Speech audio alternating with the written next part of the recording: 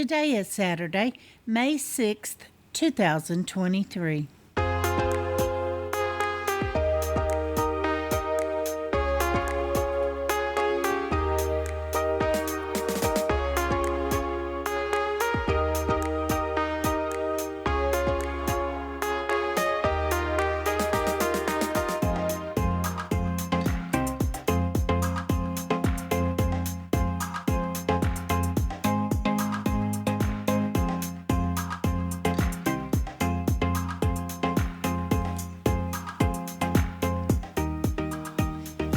Welcome to the Survivor Fans Podcast. I'm Joanne. And I'm Stacy. And this is the listener feedback show for Survivor 42, Week 10.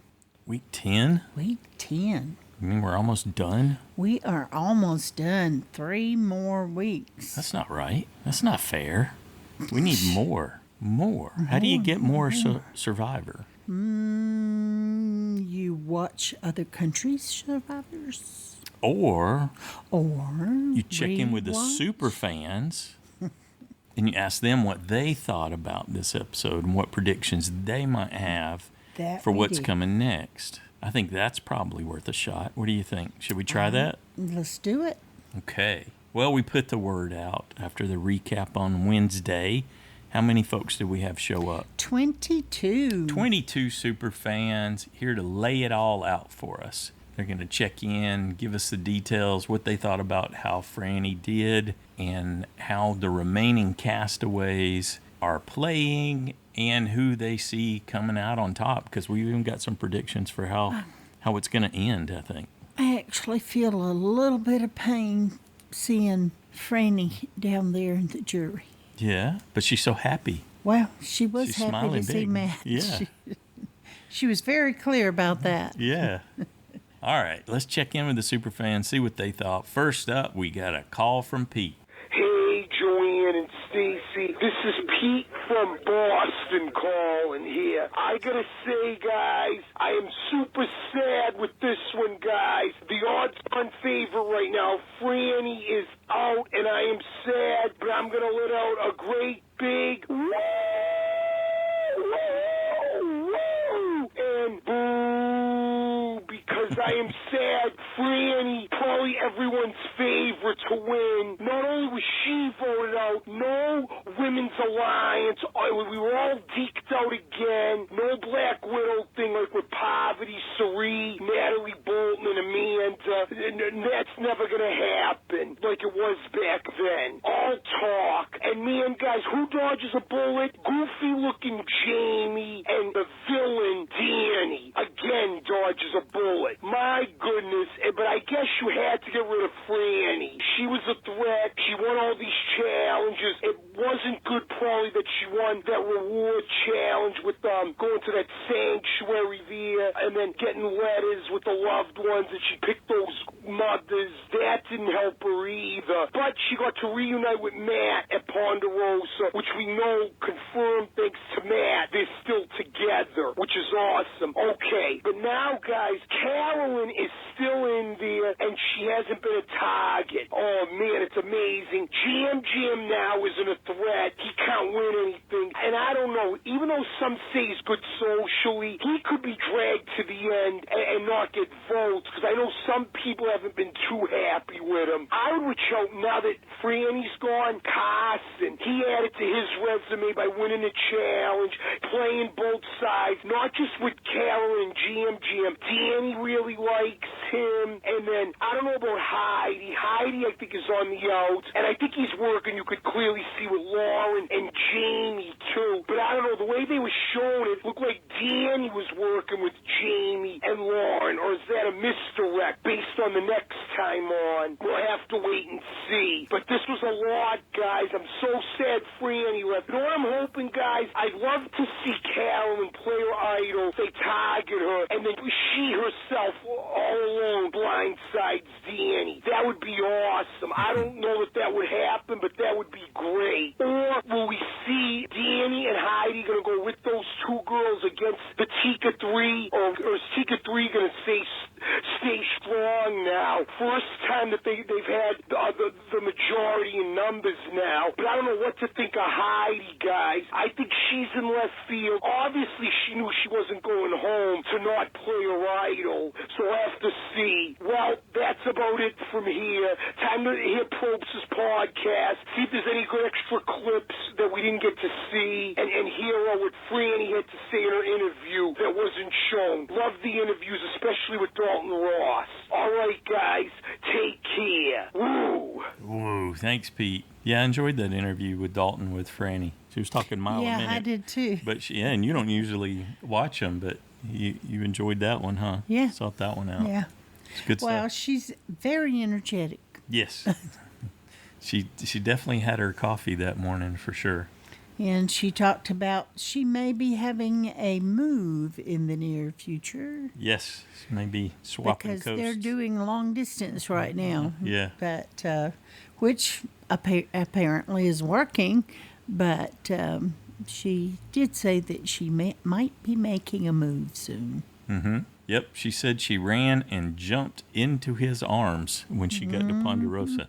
So she wasn't bummed too long.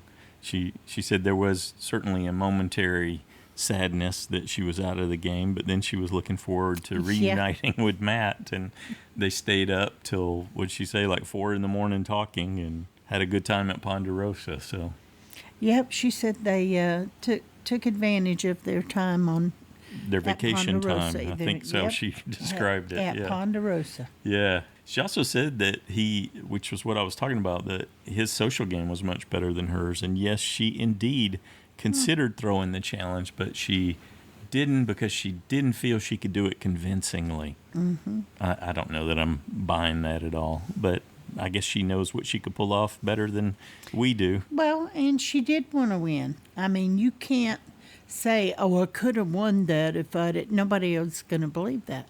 The only way to prove that you can do it is to do it. Yeah, that's fair. So, Although, as we're talking about today and with this past episode, maybe you don't want to win everything. There's definitely some benefits from not being the winner. that's a slippery slope. Thanks, Pete. Next up, we got a call from Robert. Hey, Joanne and Stacey and Survivor fans. This is Robert from Canada calling in with my listener feedback. Well, I thought that this was another pretty good episode, and it played out pretty much how I thought it would be. Unfortunately, I didn't put Franny as my vote off this week. I had a feeling I really wanted to, and I just couldn't bring myself to do it because she was my USB. But not very good logic, because a vote off point would have been better than getting no points on her. But anyway, so I had Danny as my vote off this week. But I did really enjoy this episode. It's sad to see Franny go. She's been really entertaining this season, and it's surprising how much of a challenge beast she turned out to be. I think at least we can all look forward to the Frankenship on the jury bench next week. As far as next week goes, as who's in trouble and who's going to get voted off, it's a little bit unclear, but I think it depends a lot on how the challenge goes. And I think if there's a puzzle in the challenge, that we have a pretty good idea of who's going to win that. I think if it's more strictly an endurance type of challenge, I think Danny and Lauren are the most likely winners. I think I'd give the edge maybe to Danny, even if history hasn't showed that. I just think he seems to have so much more in the tank than everybody else. So if Danny wins next week, who would be vulnerable? I think Heidi obviously wrote his name down. Maybe Heidi, it's her time to go. I have to say, Heidi, I feel like there's potential for her to play a good game, but I've been kind of disappointed by her gameplay. She just seems to be a non-factor in the game. Like, she can't control the vote. Even dating back to when she had the control the vote advantage, and it kind of fizzled and didn't really feel like it accomplished anything. But that's just my opinion on that anyway. But I do look forward to next week, and I think as of now I'm leaning towards Danny or Heidi as my vote out. But I look forward to hearing all the other fans' feedback, and you guys just take care. Thanks, Robert. Robert's trying to make me feel guilty. Feel guilty about what? He couldn't write Franny's name down, and I already put Danny out for next week. He's my USB. Uh-huh. I did it after the episode. How dare you? However, now that I know that the challenge does not have a puzzle at the end, now I got to think about if Danny's going to win it or not. Could be in his wheelhouse. Could be. That's so. I thought, well, at least I got some picks in to hold the place, so I wouldn't forget to do it. But I thought, oh, Danny, it's his time to go. Oh, let's put him down.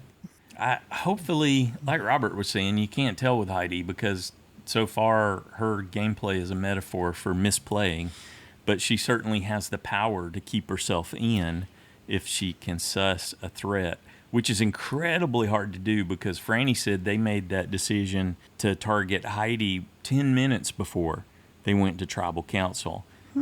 It's hard for you to get a beat on what's going, to know how defensive to play. It pretty much comes down to, are people making eye contact with you? And what are people saying when we get to tribal council? Because that's going to be your only clue. I expected them to have a live tribal. I really did. And it didn't happen. People didn't start whispering, but It's because they didn't need to. I think Danny doesn't necessarily know that Heidi did vote for him.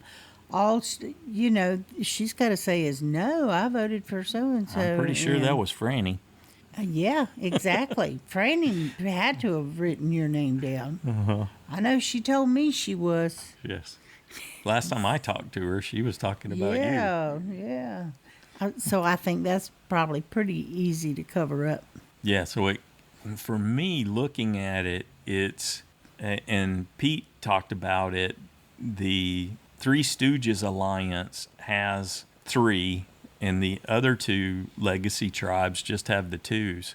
So the big question is, and this is what I'm listening for, hints and clues, do they think original Soka, original Ratu are going to Well, we get even together said that before, that was the danger. to take out Atika so that you can go 2, 2, and 2? That's kind of what you want to see. It's kind of what you would expect people to be trending towards, but you don't know. Was all that talk about there no alliances and we refigure it out every day true? If so, then there's a chance there's Atika going. Well, they already gave us Danny talking to them, wanting to target Jam and Carson. So definitely Danny's looking toward that. So, but it doesn't mean it'll come together. Doesn't mean that they'll tell Danny one thing and do something different. They could still do an all-female alliance if they chose to, if Carolyn's mad enough at the guys. But I don't think she'd write. She wants Danny out. Absolutely wants Danny out. So I don't see that she would write Carson or Jam's name down, even if she was really mad. We know she will do it because she's done that before. But anyway, or no, wait a minute. She didn't vote Jam that time. No, she voted Sarah. So, Okay, never mind. Yeah. All right. Thanks again, Robert. It's always sparking thoughts here in the early portion of listener feedback. And making us talk 2 minutes. Let's check in with Rebecca, see what she's thinking. Hi, Joanne and Stacy. This is Rebecca calling with her feedback for last week's episode, where we were once again haunted by Jamie's fake idol. I have not been so frustrated about people thinking there's an idol when there is not an idol since Josh's fake idol episode, where everyone's like, is his idol fake? But it might be real. And this week we had Jamie being like, my idol went home with Kane. And everyone's like, yeah, she's such a liar. So false. No, she's a terrible player. And I was shaking my head at my TV screen going, no, guys, there is no idol. There was never an idol.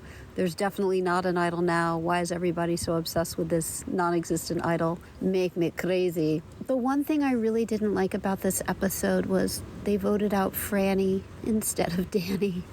I wanted Danny to go home so badly. He just keeps getting more and more arrogant. The Danny that I loved, who's like Peter Pan, skipping all around camp of the previous episodes, where's that guy gone? He's now just this kind of evil Danny. And why did he save Franny and burn his idol only to like 2 days later be like, we have to get her out? Brother, you just saved her. Why are you so hot to get her out now? Didn't understand. I loved that Franny won again, but guys, isn't it that everyone who wins that specific reward immediately gets voted out? It seems to be the reward that just bites you in the end. I love that she took all the moms. I love that she was so close with Carolyn. It was so nice to see their relationship right up until when she got voted out and she's like, I have your belt. I hope that the Tika 3 doesn't dissipate now that the boys left Carolyn out of the vote. She walked out. She was just so sad. I could just see everything weighing on her. She was betrayed by her alliance. She lost her girl. It was just so sad for me. I hope those three keep it together because, well, Jam Jam's my USB, and I also saved a whole lot of save points for them to vote them safe because I really think they can make it to the end. So I hope they don't get too mad at each other this next episode and they keep their alliance going in spite of the boys being stupid, voting out her friend. They should have kept Franny. They should have gotten rid of Danny. But I really hope that when Franny got voted out, she went to Ponderosa, brushed her teeth, and was able to kiss Matt for the first time. That would have been lovely. That's all I got for today. I hope everyone's having a wonderful Saturday, and I am recording this sitting in my car in Napa with my road bike next to me, poised for another great Saturday ride. Talk to y'all later. Thank you, Joanne and Stacy. Bye-bye. Wow, thank you, Rebecca. Not sure that was the first kiss. Yeah, that's what I was thinking too. No, I think they so. They She already kind had of implied that Yeah, they might have snuck a kiss you before can they get even. around the, odors and. She said that it was good for her because he had seen her at her lowest lows. Yep, and each other. So I was going to say something and now I can't remember what it was. Oh, I think I was going to talk about the extra video where Danny found Brandon's idol. Did Yeah. someone else say something about it? No. Oh, okay. No, I was getting ready because I thought you were going to say something else. But yeah, he did find the fake idol that Brandon hid. He had a brief moment of elation and celebration while he was thinking that, let them go eat tacos. I've got an idol. And then he had the good sense, the good game sense. Yes, to question To check Jamie. with Jamie, just a casual discussion of what Yeah, did your fake look like? Here's what my fake looked like. Yeah, I thought he handled that so well. Yes, he did. He did. He has all the makings of one of those legend Survivor players. He's certainly, like Rebecca was saying, we've seen more of the evil side of late. Mm-hmm. Where and even on the next one where he said he's here to take over, he seems to have been in that mindset for a while. I don't need you, Heidi.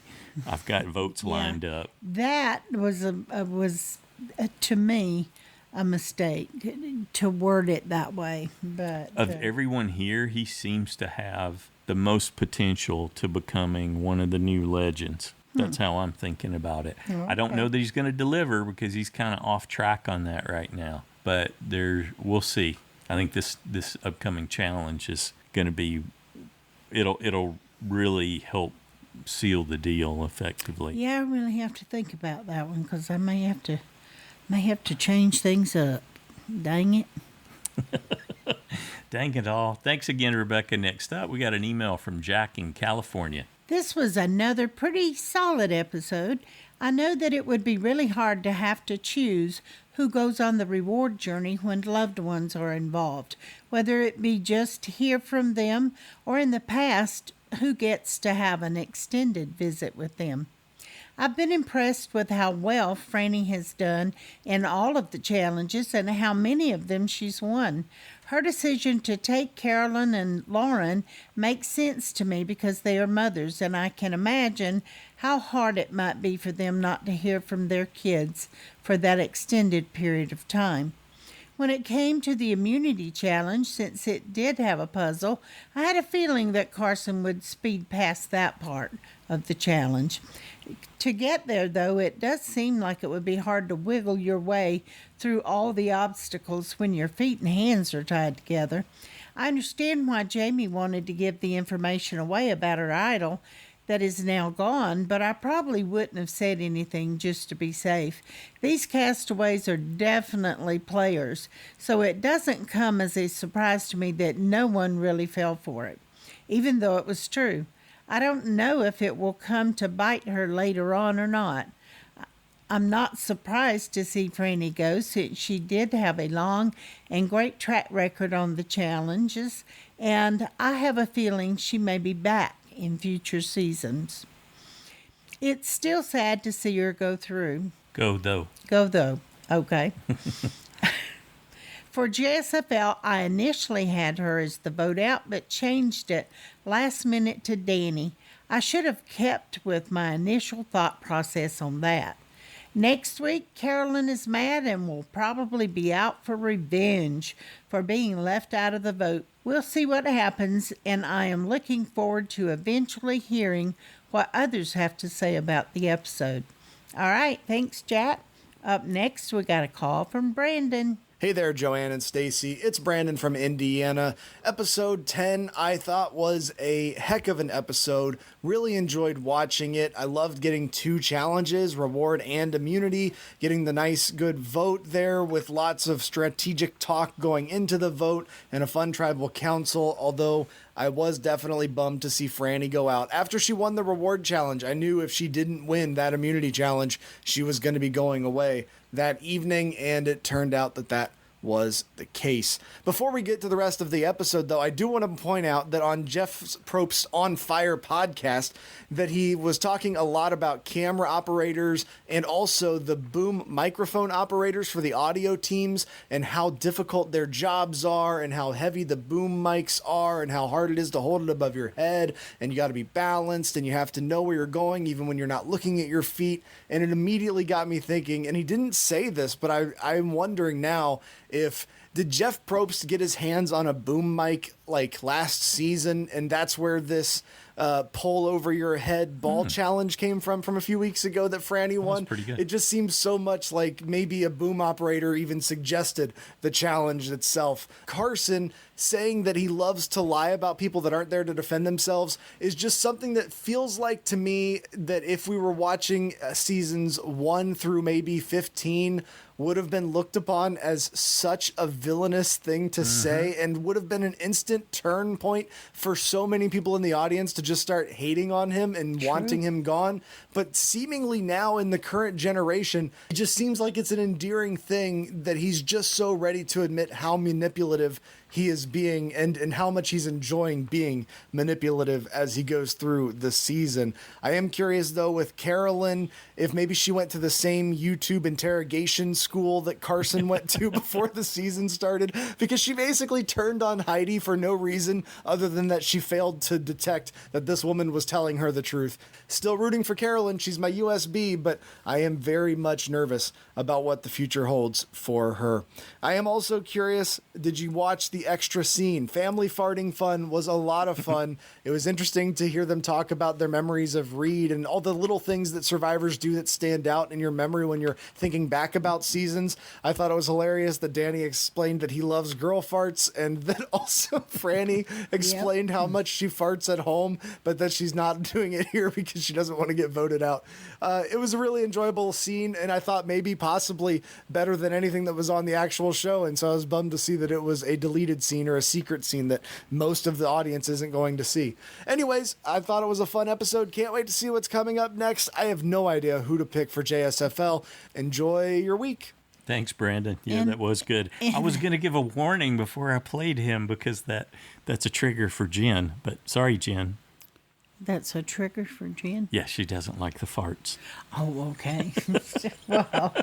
well, Danny explains how respectful he was because of the distance, that it's okay if there's distance. Probst wasn't in the gas range, he said. That's so right. That's why it was all right.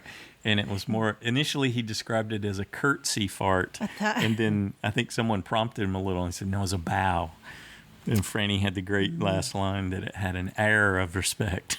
Well, it just makes me think, not sure I'd want to live in the firehouse. Oh, definitely not. This is way worse than that, for sure. You can bet there. But it was an interesting video and very strange that Danny had put that much thought into it. You could tell it was near and dear to his heart. He said if someone told him they didn't find the subject funny, he didn't want to be friends with that person. That person was out. That was a friendship test material right there. Yep. And the other extra video, which was them having some fun again, was they came up with a bowling game. And so we got to see them bowling and just goofing off and having fun a little bit. Yeah. Good deal. Thanks, Brandyn. And I like that about the boom operator. It would probably be Kierhofer, since he's like the challenge guy, that that would go, wait a second, that might make a good challenge. But it did look like the way they were holding it, the way you see the boom operators holding. So, good deal. Next up, we got a call from Nicola. Hi, Survivor family. It's Nicola from Lexington. Still no Jackson. He's only 9 going on 10, but I think at this point he's probably seems to have his own driver's license or something because he's never home. It's been a while since I called in, but I've got a spare couple of minutes here. I have not listened to feedback yet. I'm going to be honest. This season's not been bad. It's been pretty good, but I have skipped a lot of episodes and just listened to recaps or fast forwarded through episodes just to see who got voted out. Probably why I'm doing so bad in JSFL. I finally got only my second vote off of the season last night, and I almost changed that. About 6 o'clock, I was like, I don't know, maybe I'll go with Danny instead. But I went back in and I was like, no, I've done this one too many times this season where I've changed my mind at the last minute, and then my second choice has not been the person that's gone. So I left Franny and I got a vote out, finally. I did actually watch this episode in real time,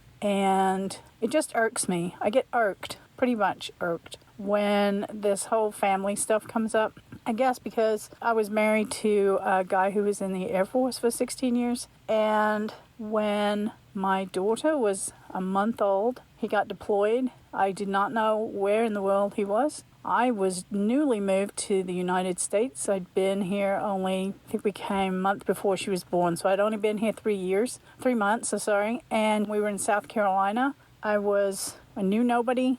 His family was in Illinois, so they weren't close. And you know what? I just had to deal. I dealt. I took care of my kid, found my way around, and waited for him to come home. After about 2 months, we finally found out where they were, and we were able to get a couple of letters, and then another 4 months later, he came home. And it's 18 days, people. 18 days. It's ridiculous. People take longer vacations. It's just too dramatic. It just, like I say, I'm irked. Can you tell I'm irked? Just get over it. Anyway, that's it. I'm keeping up with the podcast. I love hearing everybody's voices, and just on and off with Survivor at the moment. So I'll hang in there. Hope everybody has a wonderful weekend. We got Mother's Day coming up soon in America, so I hope everybody enjoys that.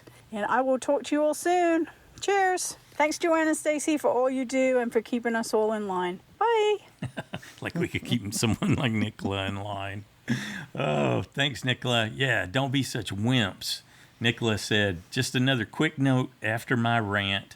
I wasn't complaining about being left alone. It's part of the gig when you marry a military person. I knew what I signed up for, as do the Survivor contestants. So there you have it. 18 days. Get over yourselves. Per Nicola. Good stuff. Next up, we got a call from Tito. Hello, Joanne, Stacy, and everyone out there. I know you're watching. I know you're listening. That's why we're all here, aren't we? This is Tito Burrito from Boston, previously in Philadelphia, and I'm going to give a little bit of feedback as I'm watching the show. So first thing, that seemed to be the easiest reward challenge I've seen in a long time. Yes, getting a ball on top of the 2 beams. Of course, it's difficult, but it was short, it was concise, it got to the reward. And also loved that they all tiptoed around saying what they wanted to say until Carolyn just stepped up and said, let's get Danny. Love that. And this is just my own thoughts. You don't have to believe this if you don't want to. But I think when it comes to producers having an influence, they actually told Franny to choose Carolyn to go, because I think that they needed her there. But that's just my own take. And then I think that she chose everyone else based off of her own assumptions and feelings, or also producer-led. But that's just my own personal opinion on what I think happened. The way that this played out, who was there for the specific letters, worked very well. All right, so I've made it to the immunity challenge. And if you can do the worm, like the dance move, the worm, I feel like you can just win that challenge. And it seems like some people apply using their hands in ways that other people are not applying. That's a huge hack to this challenge. So yeah, I feel a little iffy about it. I hope that they at least explain what options are available to people and what's completely off limits thoroughly, so that people can know and see that people are gaming the system. But it's doable to slink your way over. Just do the worm. I'm surprised that Carson didn't say, I 3D printed this puzzle too, everyone. It was really fun. Or something like that. Tribal was good. They all masked very well. So no matter which direction they were going, no one should have been able to tell. So yeah, they could have gotten anyone out that round. And I think I think they chose correctly. So yeah, great episode. And that's it for me. Tito Burrito out. Side in my lawn that I finally got a chance to mow. Yay. Okay, Tito, good deal.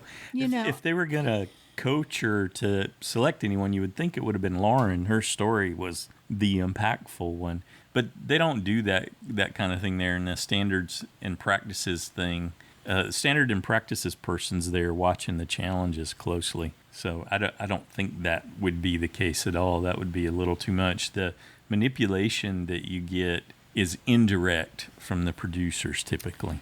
And I do think that if you know how to do the worm, that would be helpful in that challenge. But until you got to the puzzle, not gonna. Yeah, but that's not even going to help you when you're going over the mounds, the sand, because you can't. You have to have phenomenal core, but maybe you do the worm too. But still, you're pretty much going to face plant going down. There's just not enough room to go down and come back up. Between the little mini There's dunes. not enough space. So I don't think that would be very helpful. They don't get overly specific when they're describing the challenges. They put some boundaries on it from what we've heard and from the example descriptions that we've gotten in the past. Mm-hmm. But, Probst has been clear. If you ask, I'll give you an answer if something's okay or not. So do with that what you will. Don't ask. If you figured out something ahead and had an idea for how to do it, like Danny did, that was a great Ozzy-like move. See, that was another one that sort of fits in that he's got the potential to be a legend when you see how Danny responded and what he figured out for how to best optimize that portion. Unfortunately, he couldn't do anything with the puzzle, but he certainly took care of the physical part of it really well. Thanks, Tito. Next up, we got an email from Yazz in NorCal. Hello, Joanna, Stacy, and Survivor fans. My son and I guessed it would be Franny who left this week if she did not win immunity. I'm very sad to see her go. I really liked her and hoped she would make it to the end. I did read her interview, and clearly she and Matt really enjoyed that's all caps, really enjoyed reconnecting, and it sounds like they made the most of Ponderosa and are still going strong. As with all the 40 seasons, my favorites are being picked off and not even making it to the final. I will now be going all in for Carson. He's the last one left of my top 4 favorites. Last season, I was so emotionally invested in Jesse, I couldn't even watch the finale. If Carson's voted out, I'll be disappointed, but I won't feel as mad as I did about Jesse. He was my favorite player ever, I think. Likely due to his story, it tugged at my heartstrings, but it is frustrating to see the players I feel are playing the best games go. These last few seasons, the finale is such a letdown because the final 3 did not play great games in my mind. I do know that might be editing, though. I like Danny early on, but he's really grating on me with the way he talks down to women. First, Carolyn just completely ignoring her at the reward dinner and actually calling her out on her inability to compete in challenges. Actually, Brandyn did that, but I understand what you're saying. What was the point in saying that? Then last night with Heidi, his supposed closest ally, she better open her eyes. He really seems to think a lot of himself, despite often getting through the physical parts of the challenge first. I admit he was a beast on that crawl this week. He can't manage to pull out a win in a challenge because he only has brute strength. I was very confused about Jamie in this episode. Why didn't she talk to the group with Lauren there and have Lauren confirm it? Am I missing something? Yeah, I wondered about that too. Even though Lauren wasn't there when she gave it to Kane. So I wasn't sure if she knew about that part of it. She was there when they were talking about it, though, and could confirm that they thought that there could be the advantage in play. And certainly she had given her advantage to Jamie. So Lauren was with her and Kane and confirmed, correct? So you're saying you don't believe that was the case, that when No, I they think didn't- she should have done it in front of Lauren so that Lauren could at least say, "Oh yeah, we discussed That's that not and what we I'm thought asking. it could be a knowledge of power." And That's not. Well, what are you asking? She's asking that was Lauren with Jamie and Kane when Jamie gave the fake idol to Kane? I And do you're not saying believe so. you don't No. think so. Yeah. Both conversations we saw where she was telling people she didn't have the idol did not include Lauren. I agree with you, Stacy, that she is comic relief. I actually feel bad for her and how painful it must be seeing how she is being portrayed. Well, that is enough of my griping. I hope Danny's the next to go, and I'll be cheering for Carson to pull it out. Thanks, Yazz. Yeah, Jamie. I can't for sure tell. She's obviously giving them TV moments because she's the lies or the metaphor for her whole game. Always very happy. Yes, and maybe what we're seeing to a degree is why she's not in marketing anymore. Maybe she wasn't so good at marketing, which can sometimes require, depending what level and what sector you're focused on, can require you to be an expert liar and a creative liar. And Jamie does not appear to have these skills. Well, she's just so Or happy truth teller. to be able to tell the truth finally and just be open, and which is so ironic because no one believes her. You think they would have believed her more if that would have been like the first thing out of her mouth when she got back, when they got back from tribal and they were there at camp that night? If she said, "I can't If believe she was it," lamenting, "I cannot believe he left here with my idol. yes, yeah. I am so upset." It's the only thing I had going for me in the game, and now it's gone. And now it's gone. Yeah. I think she could have pulled that off a little better. I can't believe that. Yeah. Although, I think that would have gone over better. There's something in her personal interactions that does not come across as genuine. I know. What is that? What is she missing? Why is that? Yeah. That they're so adamant that she's lying. I think there's some more And ideas they are along those not lines. falling for it. Yeah, as we're going through. So Well, I think part of that is, I remember, I think it was even Franny that said Jamie told them a whole bunch of lies when she came to SoCal about Ratu. there it is. There and it is. then they found out when they all merged that she lied about all of that. None of it was true. And that's probably why. there we go. It don't doesn't take trust much for anything she your says. credibility to disappear. Yeah. I think So, that just look, destroyed Good it. job. I think that's it. You nailed it. I had forgotten that. Me too, clearly. Thanks again, Yazz. Next up, we got a call from Lily. Hi, Joanne and Stacy. It's Lily from Canada. I just found your podcast recently, and I'm so glad that I did. And I think it's really impressive that you've been podcasting for 18 years and 35 seasons, especially given the amount that has changed in Survivor, but also just in the world in 18 years. I was disappointed that Franny went home. She was my favorite player going into the season, but I'm not surprised. She's been really dominant in the challenges lately, and she put a target on her back by having her showmance/relationship with Matt. And I do agree that Jeff should have told the contestants before the challenge they were playing for their letters from home. I think people would have played it differently. You would have seen some people trying harder to win the challenge, and I think you would have seen potentially some people trying to throw the challenge, because whoever wins the loved one's reward always upsets the people who they decide to leave back at camp. Lauren is someone that I've also been impressed with this season. She seems like she's pretty strategic. She's been building good relationships with people. She's had a bit of a quiet edit, unfortunately, but I was actually very impressed that she was able to convince her tribe in the first episode when she went on the journey that she lost her vote. It's too bad they found out about her extra vote eventually. She did a good job at the time convincing people, and I was just really interested to watch how she was going to do in the game. Carson is also someone I've been seriously impressed with because he's 20, and I know a lot of 20-year-olds because I'm not that much older than them. And he just seems to have such great people skills and he's actually developed a bond with, it seems like, everybody in the game. And there's a few people, at least Jamie for sure, we know, thinks that he's her number one.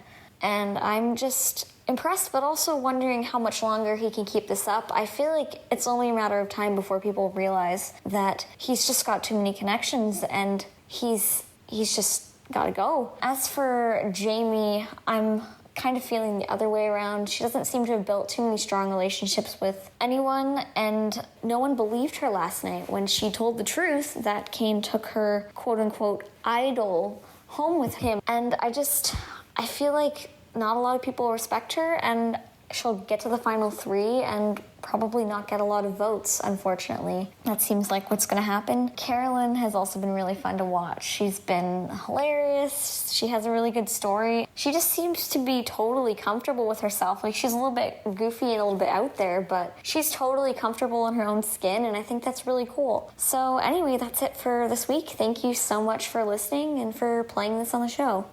Thanks, Lily. Well, welcome, Lily. We're delighted to have you join us. Yes, and as long as we've been podcasting, we've had other super fans listening and participating. That's true. This is an OG podcast in so many ways. Yeah. Wow. That does sound like a long time. Yeah, we both looked at each other when she said that, didn't you? Wow. 35 seasons. 18 years. Oh, and yeah. it was, she really brought the magnitude when she talked about, and how much has changed in the world. True. I think that's what really turned our head when she said it, when she framed it that way.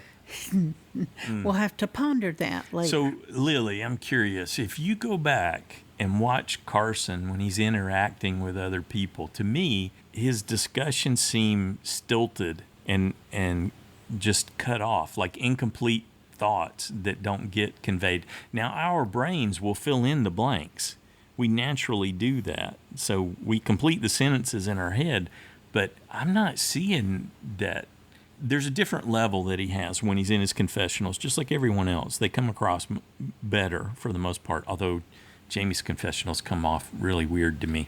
But when you see Carson talking and how delighted he is to be able to lie to people who are lie about people who aren't in the game anymore, that was clear, and I understood what he was saying. Clear and concise. Yeah. The other times when I see him, like when he took Jamie off to explain to her why, when he was doing some of his lying about Kane, it didn't come across. It did seem a little awkward. Yeah, it didn't come across. Yeah, so I'm curious if you watch with editing, a more critical eye. It could be it could be. And we even talked about that. Maybe that's editing, clipping him somehow. And so just showing so much of what they actually said overall. But it's not the only time I've thought that when I was watching him have a discussion with someone, especially when they're doing the hard strategizing, and you can tell it's interrupted his train of thought. We've seen him articulate very well when he's out talking with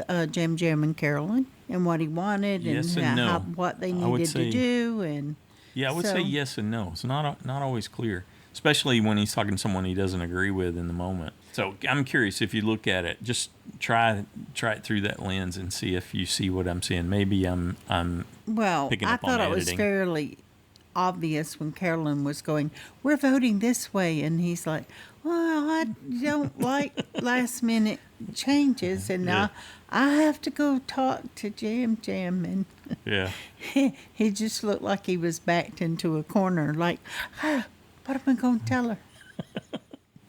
That's another part of it. How's I he managing imagine, though, she body could get language? in his face, Well, she does tower over him. Well, yeah, and she's very open, and she doesn't mind getting right up in people's faces or touching them or gets whatever. In personal space, and he's 20. He's not used to that. And he's been working in bigger circles for sure, though. Yes. And he's already been challenged to present himself at levels that a lot of people his age don't have to. But not everyone enters your personal space. Yeah, well, she's got the kooky energy, too. That would be very off-putting because she's making faces, she's gesturing. You can't tell what's really going on. At least I can't when I'm watching her talk. I think I'd probably get along fine with Carol. I think you could, but it wouldn't take much to put you off, too. No, it wouldn't take much to put you off. That's what you mean. Okay. Could be. I'm way more tolerant than you are. Thanks again, Lily. Next up, we got a call from Drew. Hey, Joanna and Stacy. Hey, everyone. This is Drew. So driving to work meeting like about an hour away, so I thought it was a really good time to just do my feedback before I forget, since it's Friday. I did watch the episode last night. Here's the thing. If you watch Survivor with a 9-year-old, if you watch anything with a 9-year-old, if you exist nearby a 9-year-old, they're going to ask you all the questions, okay? So I usually watch Survivor after the kids have gone to bed, but my oldest, Charlie, will occasionally come down and see what I'm watching, whatever it is, and on certain nights it happens to be lost. So he just asks all the questions, and at certain points I just have to say, listen, buddy, you need to listen and watch, because I can't hear what they're saying. So anyone who has watched Survivor or anything, like I said, with someone around that age or younger, then you know exactly what I mean. But he was really excited. There were 2 challenges. He actually came down after I just finished watching the first challenge. He insisted I rewind it. He was suitably and duly thrilled. So I don't know, you guys, this season is starting to feel like Revenge of the Nerds to me, and nothing generally wrong with that demographic classification. I just don't really, I don't know, I'm not feeling a lot of connection with these people. I feel like they're, I don't know. I just don't feel like at this point, Heidi, Lauren, Carson, even Franny, I just feel like they keep putting them on my TV and I don't really feel a connection with them. I mean, to be fair, I'm somewhat nerdy in ways too, so it's not like I'm like anti-nerd. It just seems like I just don't feel that. So I feel like Jamie, I think it's crazy that they didn't believe her. I just can imagine them going back and watching the season at home and just being like, holy, can't believe that was true. It does seem like a kind of a crazy story. But I wasn't really sorry to see Franny go because I just, like I said, never connected to her, and I feel like her confessionals are kind of over the top and kind of acting, which I think that's why I like Carolyn, because she seems super genuine, and even though she's kind of cuckoo. But yeah, I picked Heidi to go, so I was feeling pretty good for a second there, and I thought that was kind of exciting. But then, yeah, I do like Danny, which seems kind of basic because I guess compared to the rest, he's not very nerdy. But I just think that he's something kind of funny. I never would have thought this, but Charlie, he looks kind of like you, Daddy, and I'll tell you why. I think I'm probably a head taller than him, but it's the beard. That's the only reason. So he's the only one there with a beard at this moment. So rambling now, I'm gonna hang up. But yeah, holding firm like third from the bottom in the side challenge. So I'll take it. But everyone have a good one. Talk to you later. Bye. Thanks, Drew. Drew, take a look at Jam Jam. He's got a man's beard. Oh, he's got a massive beard. He's got an elder beard. That tickled me, though. Drew talking about having to deal with Charlie's questions. All I could think was, yeah, well, wait till he hits puberty and hits you with so many questions. With the real zingers. Yeah. Yes. I thought, oh, yeah, that'll be funny. Franny definitely was mugging for the camera, so much so, and you don't normally do it, but you were calling her out on it this season when you were seeing stuff. She's like, she's totally playing for the camera. Yeah, I thought, that was totally for the camera. She's like, can I pull a reaction shot? Watch how big I can open my mouth. Just like, well, they, you know what they want you to do. If you want camera time, you want to be popular, you just do it. I don't know how you can say Carolyn's a toned down version though. That I don't see that at all with all the screeching and I'm standing up, I'm laying down, my arms are waving. But that's because it's so natural for her. You can tell that's just her. Well, she's not mugging, but she's definitely saying, look at me, look at me. I just think she just expresses herself that way. To an end, with a purpose, yes. I remember the first time we were somewhere and it was a meditation thing, and they had us pair up and do foot reflexology, and they're like, okay, now we're going to release emotions, and whatever you feel, it's okay to let it come out, and if you need to yell or whatever. Well, my friend Leona and I were paired up together, and we're very vocal. And our other friends that were in there with us started giving us looks like, would you shut up? And even the lady said, I'm afraid someone's going to call the police. This is in Idaho, right? They're not used to this. I thought, well, you said, was just whatever you felt. And but not that. This is what we were feeling. Not outbursts. So, we're loud. What can he say? But he thought, okay, be careful what you tell people that it's okay if they do. Yeah. Because they'll be natural.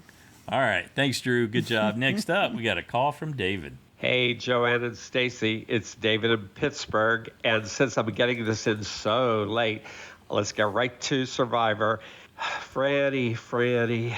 Okay, I felt all along with the showmance that really became a romance between Matt and Franny, it was going to doom one or both of them. Even though I wanted them to make it farther, I was not surprised when Matt went out. But Franny and Matt, I just felt were not really good strategic players. Franny had a chance to save Matt. She already had immunity. She could have made it look like an accident that she fell off, and then Matt would have been saved as well because he was on the other team. Probably what would have happened was maybe Carolyn would have gone home if that had happened, but she would have saved her number one. And I think that was the first step downward. That was really her downfall. She just should have worked harder to keep her number one safe. Wouldn't both of them still have made it to the end? I don't know, probably not, but it would have kept them both in a longer period of time. And then in the next episode, which is only a few days later, most of the tribe are ready to vote Franny out, but Danny saves her. And why did it work? Well, partly because nobody with Brandyn were really listening to the rumors that Danny had an idol that was going to play it for Franny. And, of course, Lauren winning immunity threw another wrench in the plans. So Danny pulled it off, Franny saved. Then the next episode, a couple days later, Franny wins immunity, she's safe again. But this time, Franny's completely out of the vote, and she realizes almost everyone in the tribe has lied to her. And then the next episode, a few days later, Franny wins the reward challenge. Franny, why would you want to be in charge of who's coming to this feast? And when she picks the people to go with her, who doesn't she pick? Danny, the guy that saved her just a couple days ago. And then while they're at the sanctuary, what happens? Danny is the first one to bring up Franny's name. So, again, this is all hypothetical. We don't know what would happen, but I really feel that strategically wise, she did not play a great game. Again, I was really proud of how she succeeded at all the challenges, but I think the strategic side she just didn't make it work. And next time on Survivor, the Wrath of Carolyn, or will she finally play strategically as well? We shall see. Talk to you guys next week. Bye. Thanks, David. Well, and to David's point, Danny is also a father. Yes. And that's why Heidi went over and hugged him and said, I'm sorry, Danny. Yep. Because they were the only two left that had children. And Franny said that they didn't talk. Danny and her didn't really talk about anything. He thanked her, or she thanked him after he saved her, but there was no connection beyond that. And she said, I think I mentioned it at the top, but she said Matt's social game was really good. And it's another reason I think David's got a solid point, which is they would have been better together in that regard. Hard to see in the moment when you're competing and all that, but she they just still would have been seen as a couple, and they still would have been targeted. Maybe eventually, maybe they could have built more. You don't know. If you don't have a tool and your alliance members got the tool that you need, which is so critically important, the social game, then you really ought to think about that. Good deal. Thanks, David. Next up, we got a call from Shahin. Hi, Joanne and Stacey and to all the Survivor fans. I hope all of you are well. I thought it was an okay episode. I missed the tribe time that we've had in the last two episodes, so, I found that a little bit lacking. But it was okay overall. I thought Carson's really asserted himself as a pantomime villain. If we've got a heroes versus villains, he's definitely in there, and I'm kind of for it. But he reminds me of the big baddie in Tomorrow Never Dies, Elliot Carver. He's got that build, he's got that frame, he's got that suave about him, but Glasses. Elliot Carver died at the end, so I don't know. What does that tell you? Tito played him for fools, though. I thought it was a really good play by them again. Regarding Franny, I thought that up until that point last week, I thought she had managed her threat level well, but winning another challenge, clearly unsettled the balance and equilibrium. And I think there's a case to suggest, as both of you mentioned towards the end of that discussion, that her not winning that reward challenge could have saved her. There's a lot of machinations. You know, the ability to take and leave who you want in that challenge is really powerful. And who you decide to leave out on the beach to machinate ideas is significant. There's even room to say that if Franny could have won the challenge and possibly reduced the threat level, could have happened had it been that she took other people with her, or even used her time more wisely in Sanctuary with the others. I think case in point was leaving Danny, who was arguably her equal in open threat level at the time, with Jamie, who threw out the initial idea of voting for Franny. And Carson somewhat confirms that Franny not being on the radar, that was a thing until she won that challenge. It was good to see some background info on Lauren, but is it me or are we purposely getting less of the time on the background info than in the previous 3 seasons? I felt like they really laid it on thick in seasons 41 and 42. If I'm not mistaken, is like the first of that iteration of that background info, that sob story that we were getting from every single player. But then they really eased it up a bit in 43. They're still jammed in for most of the contestants that season, but I think we're getting much less of it this season. I don't know if it's me.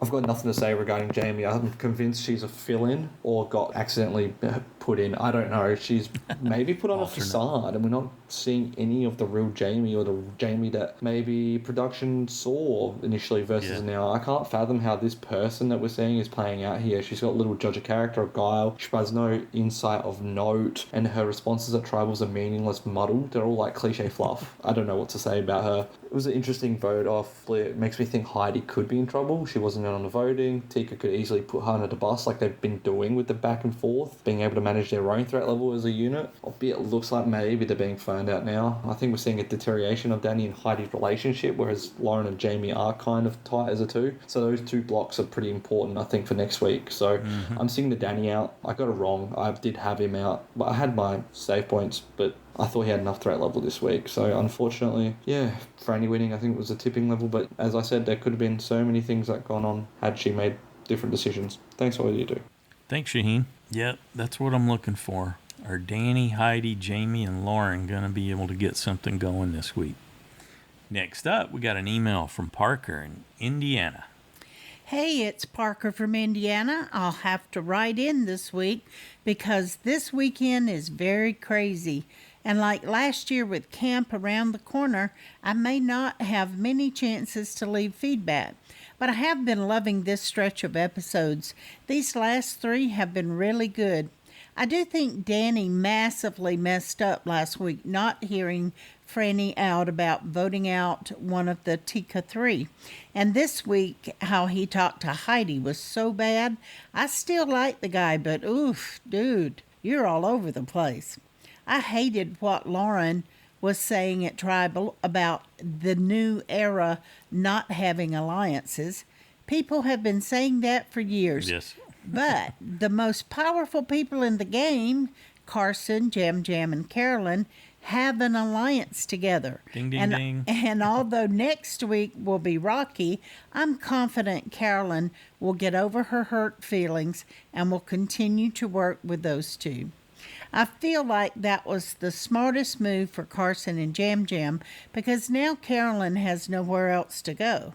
They have damage control to do, but still, I think she'll work with them. And if they continue to work together, I think there's a genuine shot for one of them to win this game.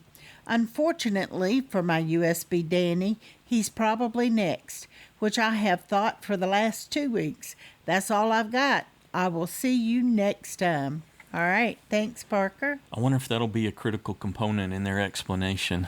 Whose? Jam Jam and Carson. But Carolyn, she was getting way too close. She was taking our spot. We had to get rid of her. Okay. You think that would work with Carolyn at all? Yeah. That they were jealous? Something along those lines. Maybe not those words, but something that they were worried about. But you liked her better than us. Yeah, she was driving a wedge. We didn't want to lose you. There you go. Make it all weepy. We value you. Yeah, no, I don't think that would play at all. All right, thanks, Parker. Next up, we got a call from Kim. Hello, Survivor fans. This is Kim from North Carolina. As I was texting back and forth with Cameron and trying to decide who I was going to put off as my vote out, I thought, I wish I could just call Joanne right now and figure out who she's going to put. Because lately, you have been picking all the vote outs. So I went with Danny because I thought these people seemed to be playing, although I didn't think Kane was the greatest threat. But I thought if they're playing smart, they'll vote out Danny or Franny. And, of course, it was Franny, not Danny. But I have to respect that they took out a major threat. I wonder if we're going to end up with a showdown between Carolyn and Heidi. It's very unclear how everyone's game is being perceived. I wonder if the jury is off talking about the different stories that Carson has told, and maybe he'll be outed if he makes it into the final three as a conniver. Then again, conniving could be respected. Who knows? I think Franny is still going to have an impact on the game, even though she's on the jury, because she seems to have Matt in her pocket, obviously, and she may be persuasive to those who join the jury in the next few episodes. So my prediction from a few weeks ago isn't going to come true because Kane got voted out, but maybe it'll be Carson and Heidi and Jamie and Carolyn. Then again, Jam Jam might make it to the end because I don't think he's really seen as a threat. And even though he's likable, from what we see, I don't know if his gameplay is being respected. Looking forward to hearing all your feedback. Take care, everybody. Bye. Thanks, Kim. All right. Well, you going to man the hotline in case she needs a tip this week? Well, certainly. Send me an email. But actually, I'd already said I voted Danny, but because of the challenge, I do think he could win it. And so, That's I may the have interesting to thing about this rethink. challenge is that it really comes down to sheer will and determination. I don't think anybody's loving Heidi, so she could be in jeopardy as well. But, they were trying to target Jamie since nobody believes she doesn't have an idol. But maybe at some point they will now since she didn't play it last time. So maybe that will change. But I don't know why she and Lauren think they're so much in charge now, but whatever.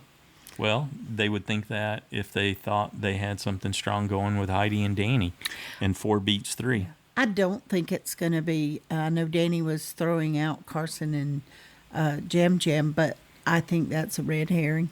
Do you think with as angry as Carolyn is after that tribal that she would be willing to save one of them with her idol if they do come for the Three Stooges?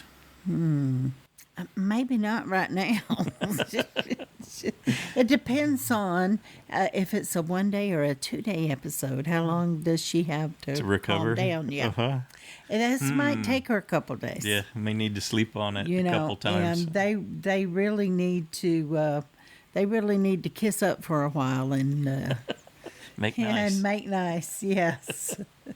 And give her reassurance. Give her lots of reassurance. And then I think it'll be okay, but not that she will like it, but she can give him some grief about it, and I don't blame her. Good deal. Thanks, Kim. Kim. I know I've confused you completely now. I think you're going to like this next one, Kim. Next up, we got a call from Suzanne. Hi, Joanne and Stacy and Survivor fans. This is Suzanne calling from Columbia, Missouri. I'm a longtime listener and infrequent participant in the listener feedback show. I'd like to share that this year I decided to finally implement my plan to play JSFL with a random number generator as my partner. So I am a probability professor, let's say, statistics professor.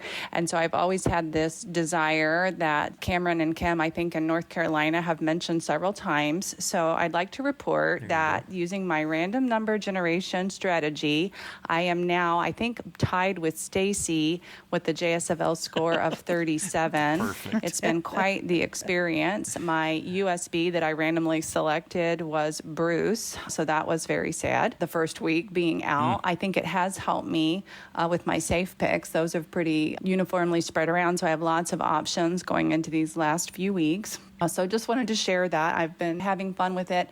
I think the only other time I seriously played JSFL was on, maybe it was Fans versus Favorites when Sandra won the second time, and I had Sandra as my USB, and so how can you come back from that? It could never live up to that again. So the only thought that I had about the episode from the last week is, why did Lauren not confirm Jamie's story about worrying about the knowledge is power? Because Lauren gave her vote to Jamie, so Lauren must have been aware that things were getting moved around, and I just didn't understand why Lauren didn't confirm Jamie's story. So I look forward to what everyone else has to say. Thanks, Joanne and Stacy, for your wonderful show. Bye.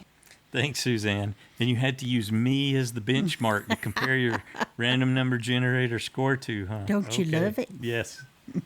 Well, it certainly, the reason she's having so much fun is it takes the emotional attachment out of it. The machine's making the decision for you. So, well, here's one thought, is that would the other people even believe Lauren, since they see them as the only two remaining Ratu? Are they just saying, oh, she's just trying to back it up, they're pulling something together? But maybe Lauren's thinking, I don't want to get in the middle of this. I think that more than anything, I can see Lauren any pressure on me taking a step back. She's like getting some distance from Jamie. Believe her, don't believe her. I'm not getting in this. Yeah, I don't want to be. I'm a part. working with Danny now, or I'm working with somebody else. It's not just me and Jamie. Yeah, I'm on my own. Could be something with that kind of angle on it. Yeah, could I be. could totally see Lauren doing that. Self-preservation. Lauren was sneaky enough to stack the rocks so that she would get to go get that advantage for the extra vote. So I could see her take a step back away from Jamie and let Jamie dig her own hole, no problem. Thanks again, Suzanne. Next up, we got a call from Noelle. Hi, everyone. It's Noelle calling from Albuquerque. What an interesting episode that was. It was one of those ones where I felt like there was a lot we didn't see. So if they do make the episodes longer, I hope they'll get more of that stuff that we're not seeing in there, because I don't feel like voting out Franny benefited anyone except for Danny. So now there's nobody to stop Danny from winning all the immunities. Doesn't he come in second place, almost all of them? I fear that might have been a bad mood for everybody who's not Danny. And I even suspect that he might win the next immunity, and so I'm reluctant to put him down as a vote out pick. Boy, Joanne, you're really on a tear. That's 2 in a row. It sounds like Joanne's putting Danny, so I'm going to put Danny just like Joanne, because Joanne's gotten 2 in a row now. She's on to them with the vote outs. I had Jam Jam, but after this episode, I don't feel like he's in trouble anymore. It seems like his threat level has really decreased just based on his challenge performance, and it seems like everybody feels like they can work with him. And I don't think Carson's in trouble either. A lot of people are saying Carson's in trouble, but I don't see it, because I also think that everybody feels like they can work with Carson. I'm really anxious to find out what's going to happen with the Tika 3 after they left Carolyn out of the vote, especially with that horrible teaser from Jam Jam where he's saying it backfired. I've never so much wanted to see the next episode so soon. The week of waiting is going to be really, really hard. I really wish I could just binge this season, find out what's going to happen. What else? Franny, I think, made a ton of mistakes. It's hard to feel sad about her leaving. I enjoy watching her on the show, and I love her challenge performance, but I feel like she made so many mistakes. She could have saved Matt, and if she had, then I don't know if she would be going now, because she would have, a strong ally. She should not have won that reward. The same thing happened to Lauren last season. She won the reward and got voted out in the same episode. That reward is cursed. Nobody should win that reward. That's a bad reward to win. I wonder how many people purposely threw that challenge to Franny. I also feel like maybe something we didn't see is that Franny took only women with her on the reward. So I feel like probably there was some talk back at camp about a women's alliance. Because like I said, voting out Franny doesn't benefit anybody but Danny. So why would they do it? Especially Carson and Jam Jam having to turn on Carolyn so early just seems like a bad move for Carson and Jam Jam. And so I really wonder if they were heavily influenced by that ever-present but always stupid idea of a women's alliance. It's been, one time out of 44 seasons that it's ever happened. And even that I'm not convinced was at its core a women's alliance. I think it was more, we can't take James or Ozzy to the end. But whatever. I can't wait to find out what's going to happen next and hear what everybody else thinks might happen next. Like I said, I'm putting Danny because it sounded like that's who Joanne was putting, so that's what I'm going to do. Everybody have a great weekend. Bye. Thanks, Noelle. I've only got the last couple, guys. Next up, we got a call from Jade-n-Christine. Hi, Joanne and Stacey. This is Jade. And Christine. From Hawaii. Aloha. We're actually recording on a Thursday. I feel so proud of us. Yeah, so soon. We watched the episode in real time for once. It's pretty exciting. Huh? Yeah. Nice. What did you think about the episode? Oh, it was so fun. It was really good. But I have to say, Jamie is just so unaware. Yeah. It's astonishing, really.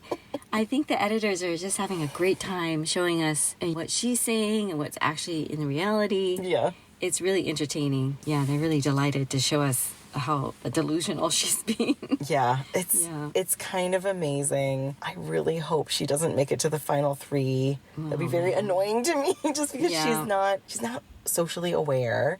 And I thought Danny was doing okay, but then the last few episodes he's just gotten more and more bossy. Like when he basically tells Jamie he's gonna try to flush her idol. I mean, he tells her it's going to be kind of a fake plot. Well, we'll tell them that we're trying to flush your idol, and then they won't know we're voting for them. But you were saying earlier, they put it out there. He put it out there. And he also told Heidi, we don't really need you. Yeah. And I thought that she was your number 1, man. So, I don't know. He's just getting way overconfident. I enjoy the kind of fun side of him, but I don't like this kind of like aggro bro confident thing that's going on. He used to be very happy-go-lucky. Yeah, the cockiness is bothering me. Yeah, Carolyn's the only one who's onto him. That's right. Carolyn, she is onto him. Carson made a big mistake, though, leaving her. Yes, he did. Carson and Jam Jam, I know that she's so sensitive about that. Because she is often overlooked and underestimated. She's flipped before. Remember when she saved Josh? And that was all her. And she has some good ideas, but people don't seem to want to listen to her. Yeah. I would really like to see her stepping up and starting to call some of the shots. Me too. Yeah. Well, we went on this is a change of subject, but we went on this rabbit hole with this term full tilt boogie because we were like, what is this random phrase? And discovered that it's the name of a band that Janis Joplin was in, and then it was the name of a documentary about a Quentin Tarantino film. So that kind of made sense why it's in Jeff's vocabulary. Yeah, maybe because the other producers have said it. Maybe. It's a Hollywood thing. Who knows? Interesting. So, but Jade, are you going to use this with the kids? No, I really the kids are saying? Hate this phrase. Just saying it is very difficult. It's not something that rolls off the tongue, and that's probably why it annoys me so much. But also, I just don't like it. It's annoying. I don't like it. I might just say it to annoy you, though. That's fine. What do you think's going to happen next? I think I'm going to write down Danny, even though, I mean, people think of him as someone that is going to win challenge threat, but he just really hasn't done that. Yeah, he hasn't won that much, so I'm not really that impressed with him. I think he might not win the challenge and then go home. Maybe Danny. Maybe if not Danny, then Jamie. Yeah. Again. Yeah. Put down Jamie again. It could be Jamie again. Yeah, who knows? But we're looking forward to hearing what everyone else has to say. Yes. Awesome. Thanks, Jade-n-Christine. Yeah, that was interesting. Thanks for researching. I don't really like the phrase either, so. Though I shouldn't say that because then Stacy will start saying it. But, then I'll have to put a hurting on you or something. Not at all. You can trust me not to do that. Check off. Let's full tilt boogie into this next feedback from Josh, the Plush Moose in Massachusetts. Even with my radio voice. What do you think? Oh, shut up. Dear Joanne and Stacy, I'm disturbed by the continuing trend towards removing all but the seemingly mediocre players before final tribal, where they try to bring their actual games to the surface. Survivor is becoming submarine. It is all about being under the radar these seasons in the 40s so far. I think that's how we're going to end up remembering them, at least the first half. My other observations, Franny's ousting means no more stagnites at Ponderosa. If Carson could grow facial hair, he'd be twirling his mustache when he clothes. That's true. That does fit, doesn't it? Is Danny capable of running without falling into a front shoulder roll? It does not appear to be the case. Too much martial arts training. Carolyn screamed and squawked during the immunity challenge, a.k.a. It's Wednesday. Jam wanting food while eating rice had a strong dog wanting people food vibe. Franny treated Carolyn, Lauren, and Heidi to an early Mother's Day dinner. Danny must be a hypnotist. How else can everyone not see that he's a big threat? Did Carolyn's "just because I'm sober" margaritas statement make anyone else nervous? Indeed. Absolutely. Yeah, we stopped and talked about that because you said, wait a minute, is she saying she's drinking real margaritas? No, we went back and looked because I was like, whoa, wait. But they were virgin. Yeah. So there was no alcohol. But yes, definitely made others nervous. I hope the family letters used indelible ink given the waterworks they caused.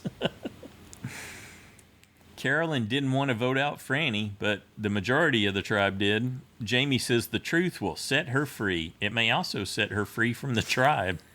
The producers and editors really love showing cinematic, slow-mo challenge entrances.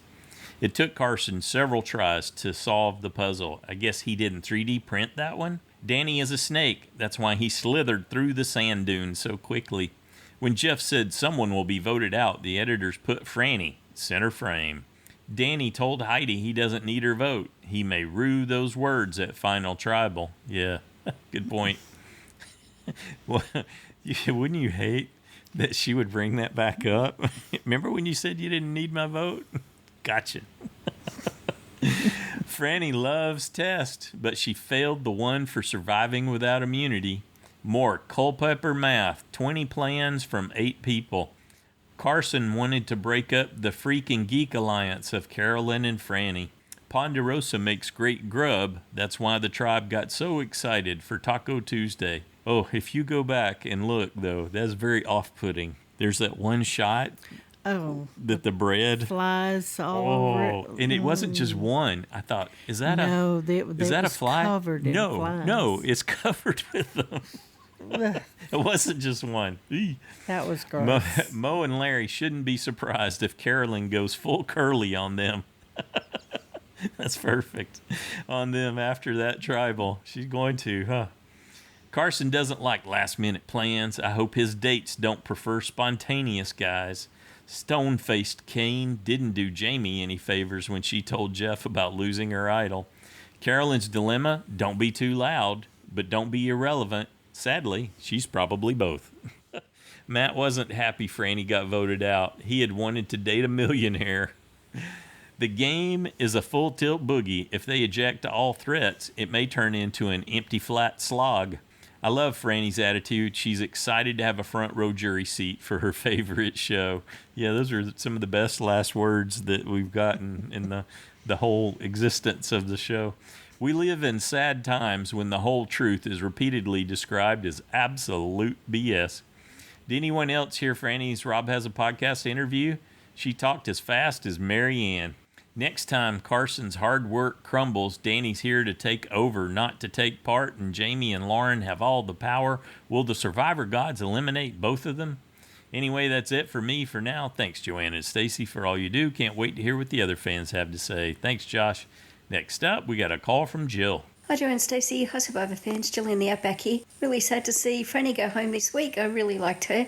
I think she reminds me of like the classic 80s sitcom trope of mousy, shy, nerdy girl who they pull off her glasses and style her hair and she comes out a stunner. You wait, next week she'll come out on the jury and look like a model. I think Jamie was in a no-win situation. If she didn't say anything about the idol, where it was, what happened to it, then everyone would have just assumed she had an idol. And when she does say something about it, they think that she's lying and assume that she's got an idol anyway. She hasn't been able to take much of a trick this whole series, so I think that she will be voted out very shortly, if not next week. I'm quite happy for any of them to win, actually. Maybe not Danny. I reckon if he does win, that we'll be able to see his head just get bigger and bigger as it all happens. He's quite sure of himself, isn't he? I think it's going to come that players are going to change their reward challenge strategy, that they're just not going to go all out to win because it's just not fair when they have to choose other players. They seldom get any credit for it and it often works against them. Caroline was all over Franny for choosing her, but she was the only one really. Apologies for my voice this week.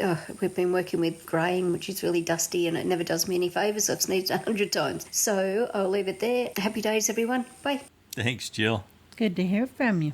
Next up, we got a call from Jeremiah. Hello, Joanne and Stacy. Hello, Survivor friends. Jeremiah here with some feedback for this week's episode, where we saw Franny get voted out this week. Boy, I really did hate to see Franny go, as I mentioned before. I really think she's a pretty smart player. I felt like she was a little hard on herself about her social game. I don't think really her social game in the end was really the problem necessarily.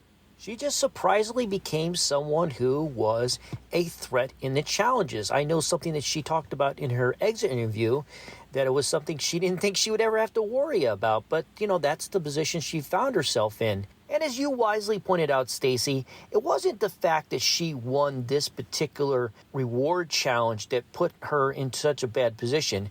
She had already established herself as a challenge beast before even going into that challenge. Now, I do think, though, it would have helped to not win it for lots of different reasons. This is the kind of challenge I've always said you never want to win anyway, because you have to plant your flag onto who you want to go for the reward, and it just never pays off when you win that particular one. Granted, you do have the argument that maybe since she was already in a position as being a challenge threat, she had to continue to win, and to continue to win, maybe she needed that energy.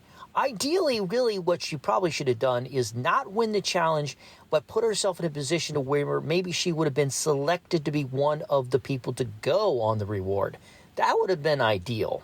But yeah, just unfortunately, she has put herself in a tough position early on, ever since they merged. And that's kind of a shame, because I do think she's a really good player. Well, I did really enjoy a lot of the strategy in this episode. I thought that was a lot of fun to watch and see how it unfolded as everyone tried to figure out what the best direction was to really go in this episode. And I will say, the editors did a really nice job. I wasn't 100% sure who was going home at the tribal council, and I appreciate that when it does happen. Yeah. So now that Franny is gone and we're down to our final 7, how am I feeling? Well, honestly, my mind still hasn't changed. I still think one of the Tika 3 is going to be winning this. And it'll be interesting to see how it's going to play out. Obviously, Carolyn will be upset, but I do agree with you all that I think that Carson and Jam Jam can pull her back in, and they can all stick together. So I'm with y'all. I think finally it's Danny's turn. I keep picking this week, a third time in the road to pick him to go home. But I really think that's probably, it's Danny's time. So that's my prediction for next week. And that's it for me. I do want to thank Steve for helping get the JSFL site back up and running in time for the deadline. And yeah, that's pretty much it. Hopefully everybody has a great week. And until next time, this is Jeremiah from Southern California. Thanks, Jeremiah. Yeah, we had that was quite the feat. A bumpy Wednesday there.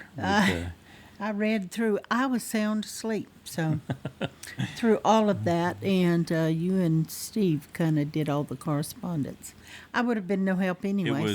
That was a very complicated outage too. Yes, it was. I was glad that everything worked out, because we were both kind of, fingers crossed if this is going to work and get us going again. It was interesting.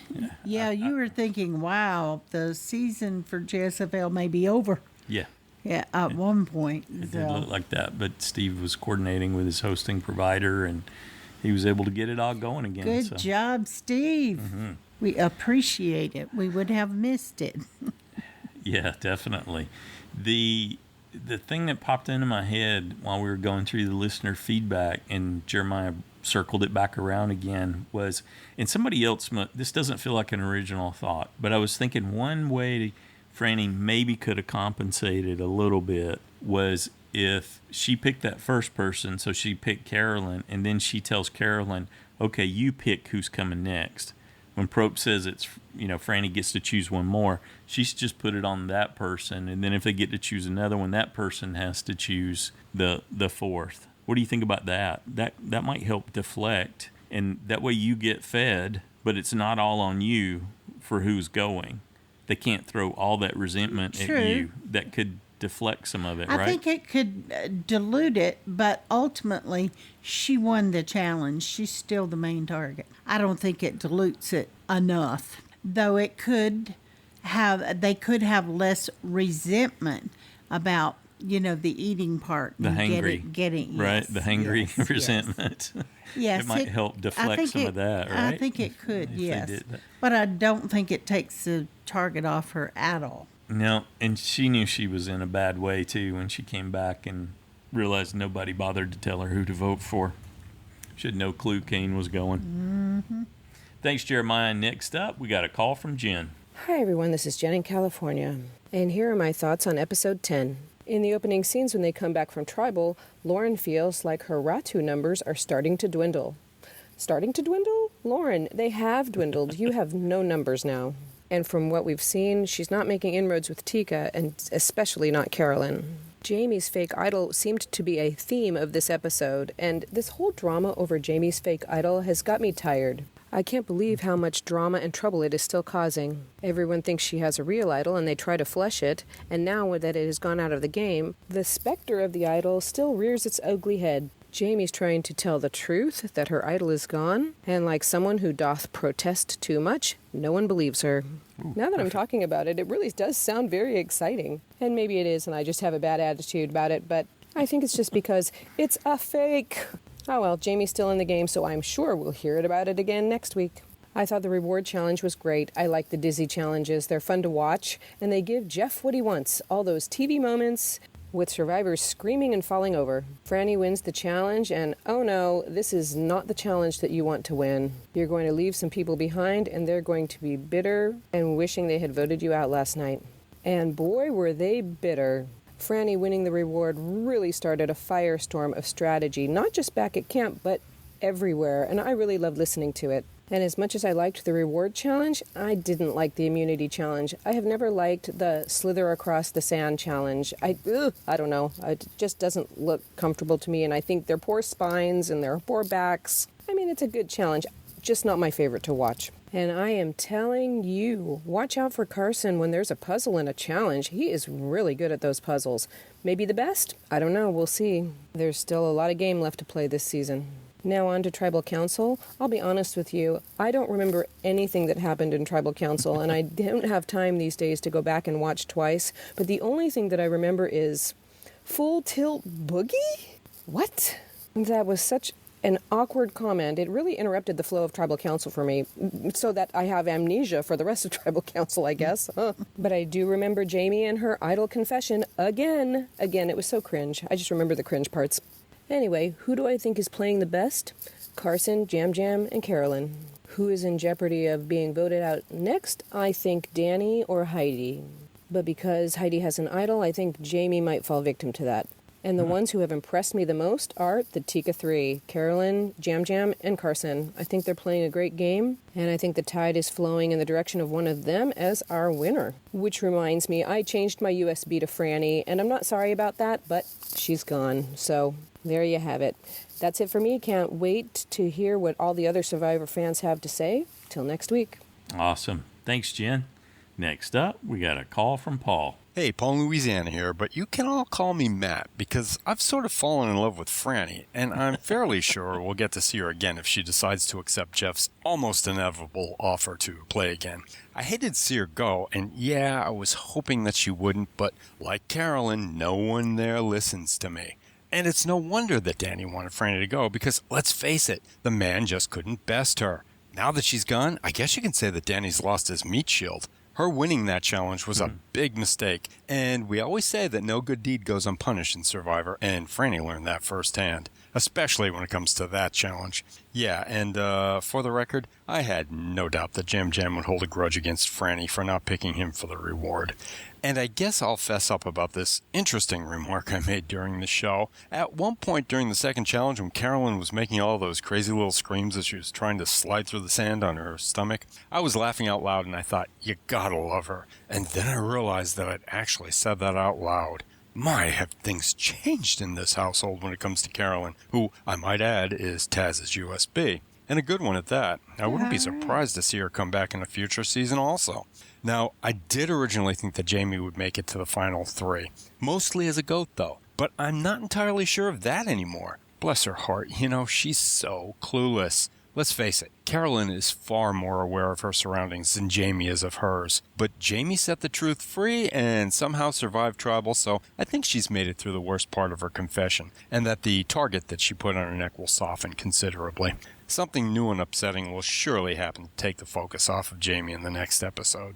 So Heidi kind of seems to have a reputation for sort of spilling the beans. I mean, I loved her face when Danny told her, my USB, that he didn't need her vote, and I completely understood her reaction. But it was funny how, just like with Jamie, everyone was suspicious of her story and how she got the information about the vote. So yeah, I don't think that my USB has a chance of winning anymore now that we see more of what people are thinking about her.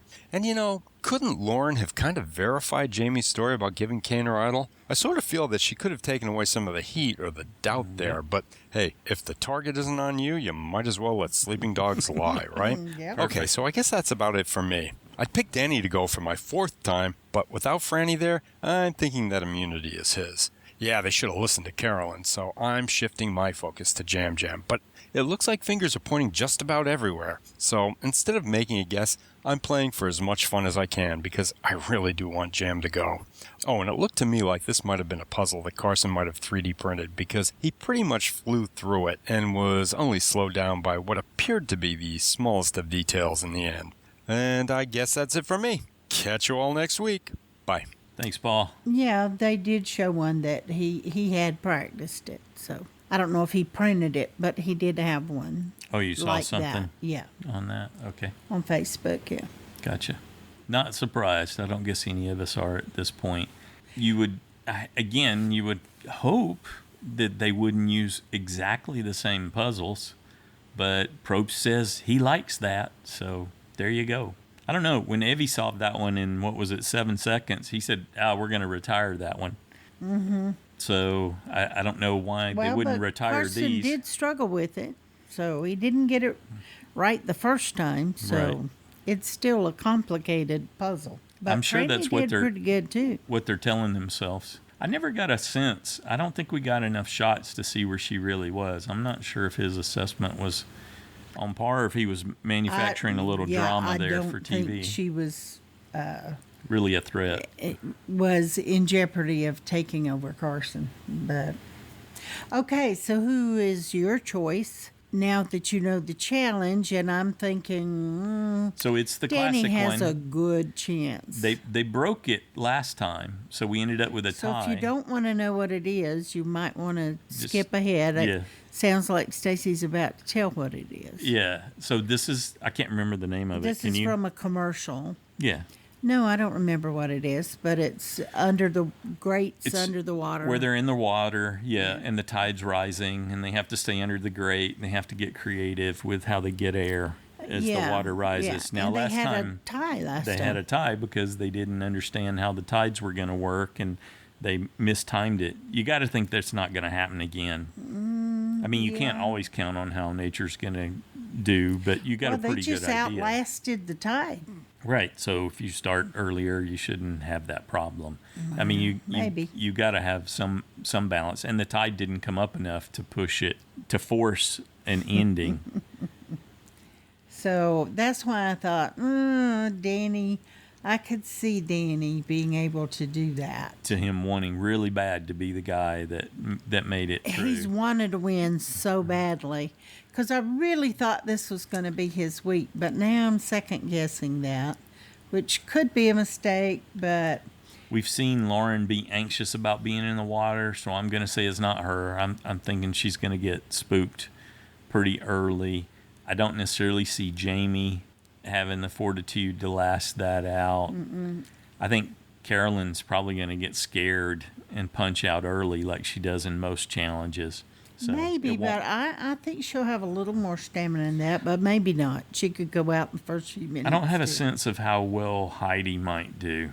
But I think the real threats to win it are Danny and Jam Jam and maybe Carson. I mean, he's aware of it, and he might have practiced a little bit in his tub.